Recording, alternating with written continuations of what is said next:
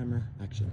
Hello everyone. Alright, so first of many videos that's going to come over the next couple months, and this one's on pull-ups. So you have probably heard us talk in classes about the ditching of bands, so I'm going to explain that. But I'm going to start by saying this next block, coincidentally, one of the main strength focuses is a 3RM weighted pull-up. Now I appreciate that some of you are like, well, I can't weight my pull-up because I can't even do a pull-up, and that's fine. Your goal is of course to achieve one strict pull-up. But I want to talk about how we want to see these pull-ups happen. And this is for people that might already have a strict pull-up. I just want to show you the difference so you can make sure that you are moving well and that you're conscious of the way you're moving. So the idea is that any body weight movement you should be able to perform with mastery. Mastery is if anyone was to pause your lift or movement, or if you're doing a squat or a pull-up, whether you're going up or down, if someone was to press pause on you, they wouldn't be able to tell in that position if you were going up or down. Cool? So I'll show you, or try to show you, what that would look like in a pull-up. So I'm going to start in this position here, and then I'm going to pull up the exact same way as I'm coming down. So if someone was to pause me here, hopefully you wouldn't know if I was up or down. Here, it's all the same position. As opposed to what some people's first strict pull-up looks like, which is also fine, because sometimes you just got to go for it to give yourself that confidence that you can get the pull. But I just want to show you the difference so that you can see what I'm talking about. So a lot of the time, people will go for their first strict pull-up and they'll break their body position. It'll look like this, and then they'll drop down. Cool? Which again is fine, and if that's your first pull-up, I'm still going to clap you, and that's awesome. But we're working towards that mastery of movement, because that's what's going to keep us safe from injury, and it's going to help progress us through to 1, 2, 3, 4, to muscle ups and everything else. So that's what we're going for. Just wanted to tell you that so that you know the language the coaches are going to be using and what we're looking for when you're doing your pull-ups.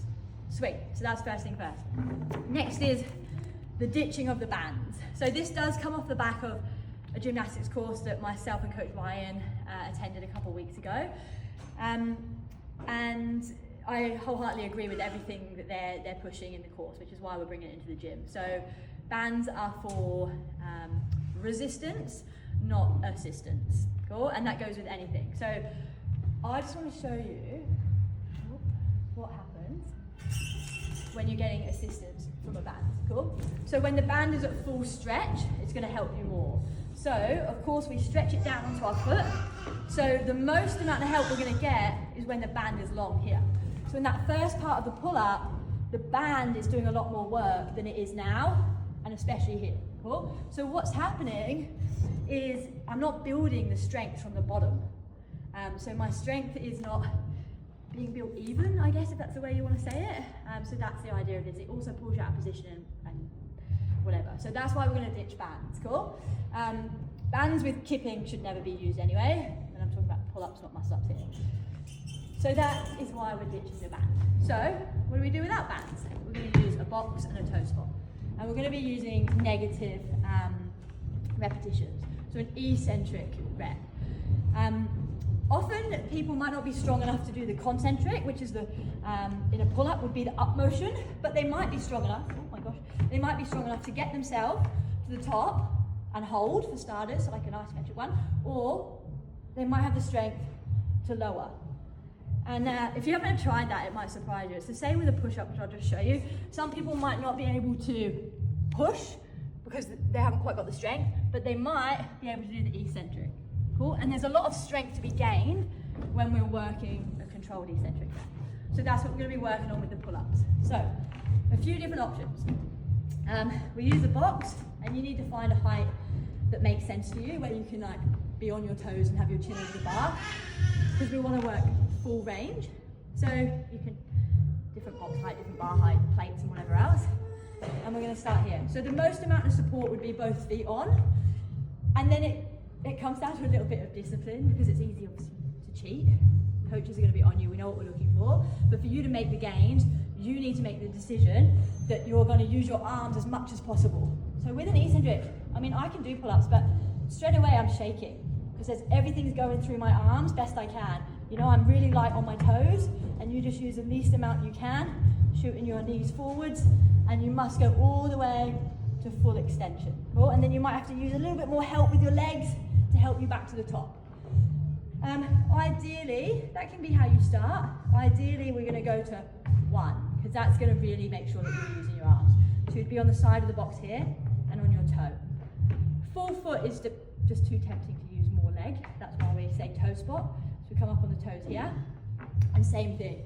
This time it's just on the one leg, which is really meaning I have to use my arms. Now what will happen is you'll get to here and think, fuck, I'm tired, I've been doing this, and then this bit will go fast. But then once again, you're not going to build the strength in that bottom portion, which you need to be able to pull and actually complete the pull-up from that extended position. So again, the coaches will be on you to say, hold tight right until the end, so that all the way down, it's still slow, it's still slow, it's still slow, until you hit extension. Cool? You don't want to drop into that extension. Sweet. So that's what that looks like. Some of you might be able to do this and then have to get a bit of a spot. You're all going to be at different levels. Coaches can help you, but you just need to make sure that as much load is going through your arms as possible. So what does this look like in a workout? We're going to use the eccentric reps, the eccentric pull-up as 3 reps. So if there's a workout with 21 pull-ups in, what the coaches are going to ask you to do is 3 eccentric reps, which is going to equal 9 repetitions in total. Yep. So 3 3-second lowers, and then you've got 11 reps left. And you want to get the right stimulus from the workout, which 21 pull-ups is normally, if someone can do pull-ups, you're going to see people doing butterflies and stuff like that, and it's going to be fast moving. So once you've done your 3, you'd then finish with 11 jumping pull-ups, which would look like this, using the box, jumping, still using my arms as much as possible, but a lot quicker through. Cool? And then that's sort of how you're going to make up your reps. So you're still getting that strict strength gaining stuff each time. Anything else, Jake? Nah, that's pretty good. Just if you guys are a bit confused about where you are going to be at, okay, grab rather myself or Jen, and we'll just spend 5-10 minutes with you guys individually to work out sort of like what level, what scaling option level you're at, and the same in a workout, okay. And I'll have it in all level on Fitbox, yeah, on Fitbox for the level 2 and level 1 as well for you guys to look at. So we all just get used to it, and then it'll just become second nature. You know where you're at, but remembering we always want to be progressing too, okay. And really important that 3 seconds lowering for that eccentric phase. And trust the process, trust that so much strength can be gained. Eccentrics can be a bit frustrating, it's not as fun as doing keeping pull-ups in a band or something like that. But so much strength can be gained, so just trust the process, just give it a go for this block. I think you're going to surprise yourself if you do it properly, the strength you'll gain. And we're really looking forward to celebrating people's first pull-up, and also celebrating people neatening up their pull-up so that they can transfer onto better skills. Shall I talk about the grip now, or in a different one? I'd say in a different one. All right. So I'm just aware that the video's long, but the last thing is about grips. Are frog grips, and also the way in which we hold the bar. So ideally, you don't use frog grips, especially the frog grip ones, because you're not even using your grip anymore. It's loading through your wrist, and we're seeing it causing problems in elbows and shoulders and all sorts of stuff. And also, you're not gaining any grip strength. So we're going to be encouraging you, depending on, especially in probably the strength portion of the pull-ups, to not use grips. And hopefully the coaches are also you're going to see them lead by example, and we're also going to ditch our grips for that as well.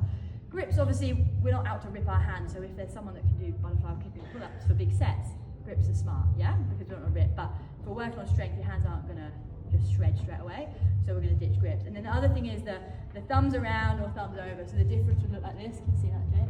Mm-hmm. So some people jump up and hold the bar like that, guilty. But we want to go thumbs around. You don't have to hook grip, of course, but not here, we're going here. And the reason for that is because you're fully gripping the bar, which is engaging the muscles through your arm, and again, helping make sure you don't injure your shoulders. that it in its simplest term, Jake? Yeah, pretty much. It's helping link in all your myofascia and all your muscles together. So as soon as you grip, your body and your myofascia is aware that, okay, something's going to happen. I'm just not going to recruit my biceps for this and triceps. I'm going to recruit all the other muscles that are going to help me in that pulling strength as well, and for that shoulder health, which is the end of the game. That's what we want. We want to be able to do this for another 5, 10, 15, 20 odd years. So you probably, CrossFit said it's like highest rate where we have shoulder impingements and shoulder injuries due to the frog grips and people being sloppy in their butterflies. So we want to be able to make sure that we have that strong base of pull-ups for that mastery pull-up for our shoulder health, because that's why we do this at the end of the day. So, we can be fitter, faster, stronger. Let's go. Yeah, guys, hit us up if you have any questions, okay? On our, DMs or whatever. All right. Gotcha. See you guys. Bye.